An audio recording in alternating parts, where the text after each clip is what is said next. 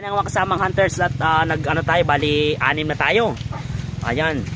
Grabe mga kasamang hunters. Okay. Dahan-dahan lang dahil sobrang bigat mga kasamang hunters. At pinagtulungan ng ating mga kasama. Ayan. Ayan, dito natin ilalagay dito. Ayan. Ops, dahan-dahan. Ayan.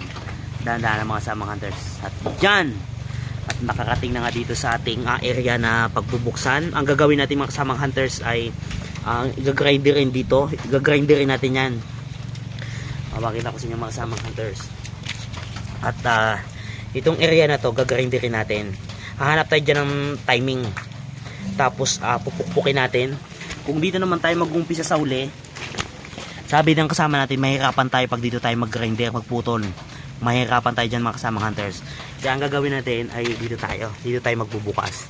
Itong area na yan, nakikita nyo po mga kasamang hunters, para kung makaka-encounter kayo ng ganito, ganyan gawin niyo. Lalagay natin dito, kakatingin natin mga kasamang hunters. At saka i-rotate ito. I-rotate natin. Sa ngayon mga kasamang hunters ay tingnan natin kung ano yung loob nito. Baka ito na yung pinaka the best na one of the best operation natin.